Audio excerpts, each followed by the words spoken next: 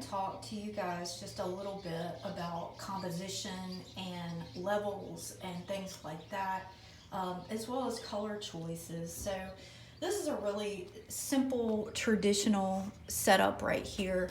The premise behind these still lifes that you guys are going to be doing, you're going to be cutting your fruit, manipulating your fruit or vegetable in a different way than just what you would see in a regular still life. So I do want to show you just the different bases that I'm including.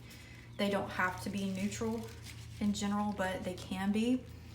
I chose some colors in this particular still life that are opposite of each other, as well as a variety of different sizes and shapes here.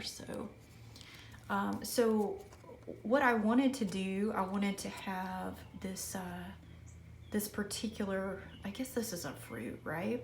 So I wanted this and then the onion to communicate a little bit there. And yeah, just the slightest little movement there makes it different. It could come out and lean out that way. That's kind of a more confident look. I would say this is a more like it's the mom look kind of thing right there. So it just depends on how you want to set this up. Usually when you do a still life, what works really well is if you do things in threes. You don't have to do an additional, like you could just stick simply, with this and do something really cool and interesting with this. Maybe some of the skin that you pull, do something kind of neat with that in general. But, also things work really well if you manipulate things, like I had said, with different layers of sizes of heights there. You have similar kind of rounded shapes going on here, but you have this contrast with this little wedge right here, which works really well. If you have like a string or whatever, I would try to wrap it, communicate with this. This definitely, like when you work with a still life, another thing you want to think about is the way that things face. Like you might have this going this way. This could go like an opposite way. If that's going that way, that goes that way.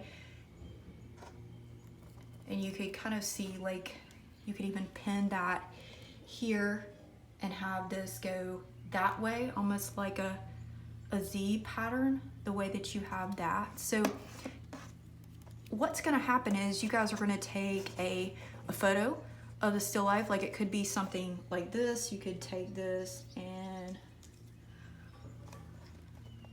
I'm just gonna pin this down so it will, that little wedge will kind of stay the way it is. You would take a photo of it, and you can kind of see the shadow from this view. It's like that. You can turn it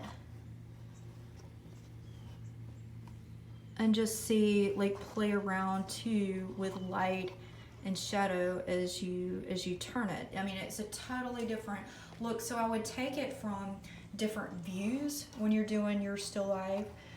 I would also, mess around a little bit with the arrangement of things. You could add things to this as you go. Totally change it up like that. Or you could fan this out, make this go somehow behind this thing. There's like so much that could happen communication wise with this particular still life. I would encourage you, you could start off very, very traditional with your fruit and your vegetables as you go with your still life, but you can add certain things to your still life. Like if you wanted to somehow add, a couple of these little keys in here, or some of my photographs, and I'll have quite a few examples, I have added just some regular man-made items with it. So take it, manipulate it, pull it apart. I mean, you could like take this and, you know, really mess with this and portray it in a totally different way. I mean, that's actually kind of cool right there.